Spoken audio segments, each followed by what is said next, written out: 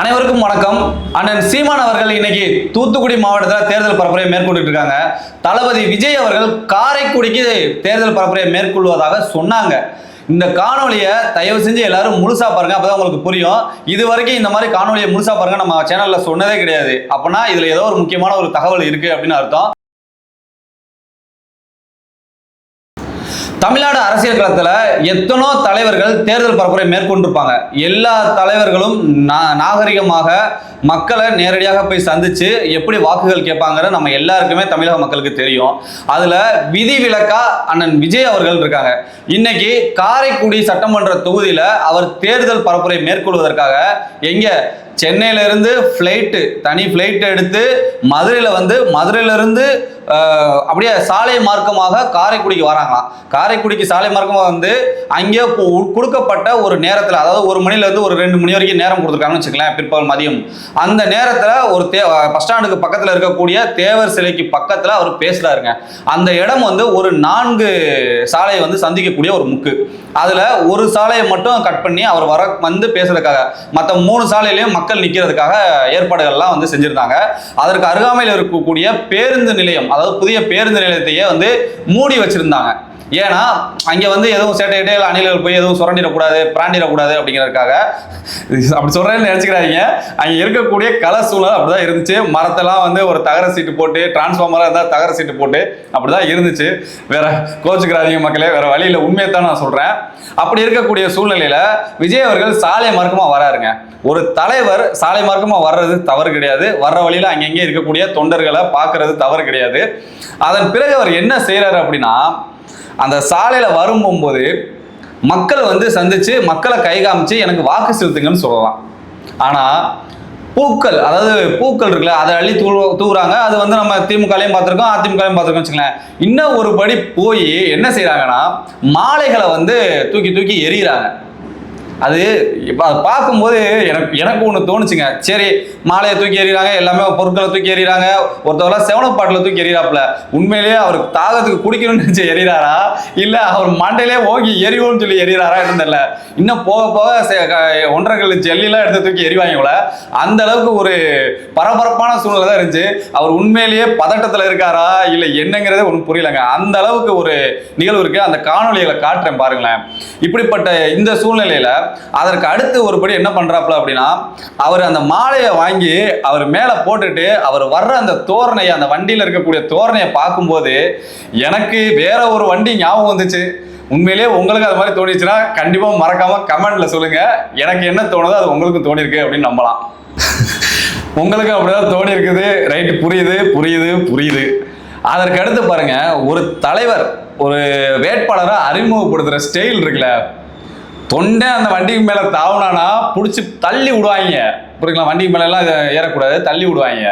ஆனா ஒரு வேட்பாளர் அந்த சட்டமன்ற தொகுதியில் இருக்கக்கூடிய, அதுவும் படித்தவர், பல் டாக்டர், அவர் குரங்கு ஏறும்ல, குரங்கு அந்த மாதிரி அந்த வண்டியில எப்படி மேல ஏறி போறாரு பாருங்களேன். என்னத்தான் சொல்றது.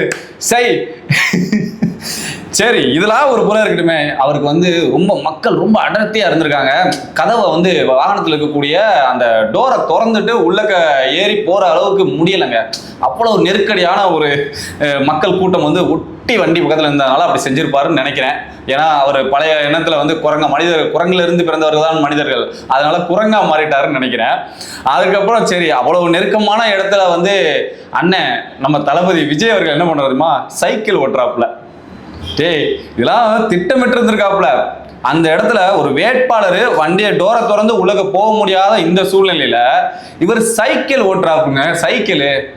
உனக்கு சைக்கிள் ஓட்டணும்னா காலையில ஸ்டாலின் அவர்கள் எப்படி வாக்கிங் போறாங்களோ அதே போல ஈசிஆர் ரோட்ல போய் சைக்கிள் ஓட்டி பிராக்டிஸ் பண்ணு.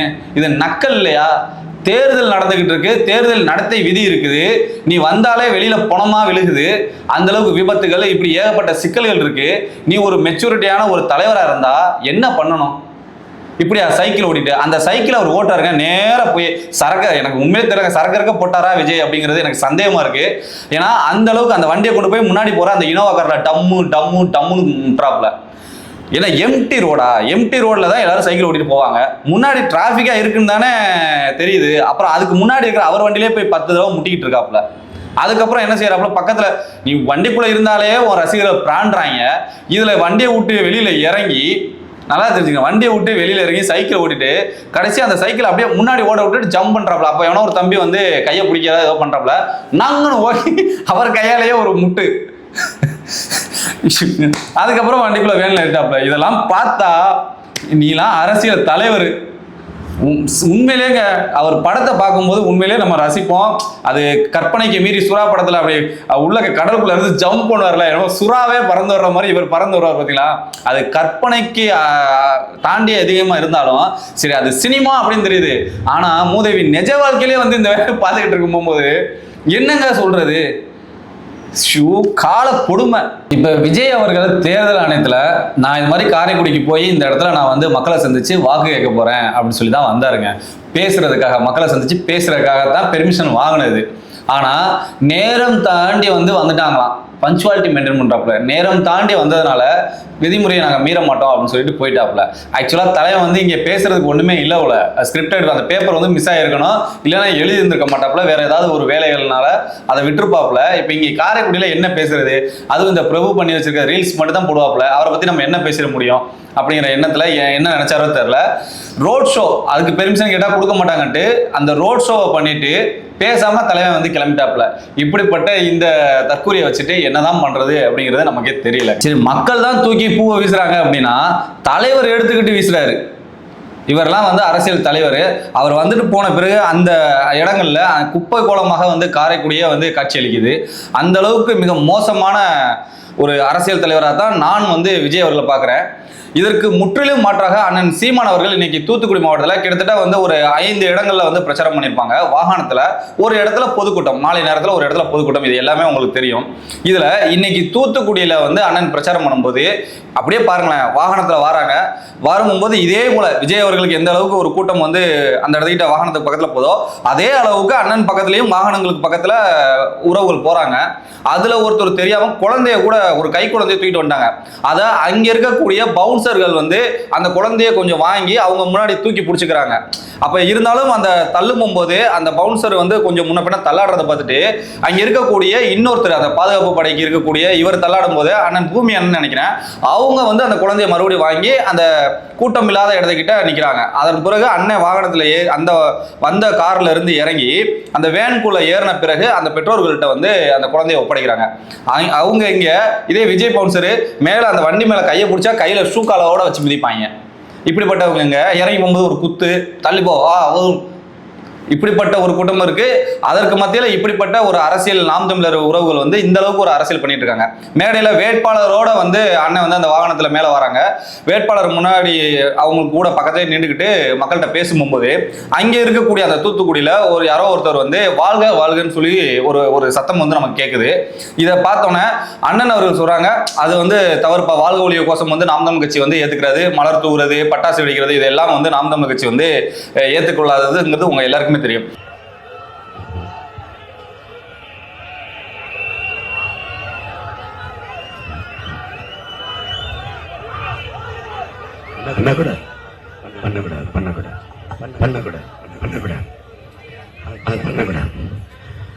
அதை பேசும்போது உடனே அந்த இடத்துல அண்ணன் வந்து அன்போட கண்டிக்கிறாப்ல. அதையும் நோட் பண்ணுங்க, அன்போட கண்டிக்கிறாப்ல. இல்லப்பா வேணாம், தவறு, வேணாம், விட்டுருங்க அப்படின்ட்டு. அப்படிப்பட்ட சீமான் அவர்கள் இங்க திட்டமிட்ட, இப்ப நான் என்ன கேட்கிறேன்னா, மக்கள் பூவை தூக்கி போட்டாங்க அப்படின்னா இவர் கையில இவர் வண்டி மேல வந்து எப்படிங்க பூ வந்துச்சு, இவர் எடுத்து எப்படி தூக்கி எறிகிறாரு? அப்ப திட்டமிட்டு சைக்கிள் எப்படி உடனே வருது அந்த இடத்துல? அப்ப எல்லாமே ப்ரீ பிளான். நான் வந்தால் இதை பண்ணணும், இதை செய்யணும் அப்படின்னு முன்னாடியே வந்து சினிமாவில் எப்படி ஸ்கிரிப்ட் எழுதியிருப்பாங்களோ அதே போல விஜய் அவர்கள் ஒரு ஸ்கிரிப்டடாக தான் எல்லாமே பண்ணியிருக்காங்க. அவர் வந்து எனக்கு தெரிஞ்சு அவர் தூக்கி போட்டதுக்குள்ள மக்கள் ஸ்வாகா ஸ்வாகா அப்படின்னு விஜய் அவர்கள் வந்து அந்த பூவை நினைச்சு எல்லா பக்கமும் தூக்கி இளைஞர்கள் மேலே வீசியிருப்பாருன்னு நான் நினைக்கிறேங்க. அதனால இது எல்லாமே நமக்கு தெரிஞ்சதுதான். இது என்ன பண்றது, நமக்கு ஒரு ஸ்கிரிப்ட் கொடுத்துருக்காரு, நமக்கு ஒரு கண்டென்ட் கொடுத்துருக்காருன்னு வேணா நம்ம நினைச்சிட்டு போகலாமே தவிர்த்து வேற ஒண்ணுமே இல்லைங்க. இதை சிரிச்சுட்டு அப்படியே கடந்து போயிடணும். இதை வந்து பார்க்கக்கூடிய பெற்றோர்கள் வந்து நீங்க உன்னிப்பாக கவனிங்க. உங்க பிள்ளைகளை அரசியல் படுத்தணும். அரசியல் இல்லாம எதுவுமே இல்லைங்க.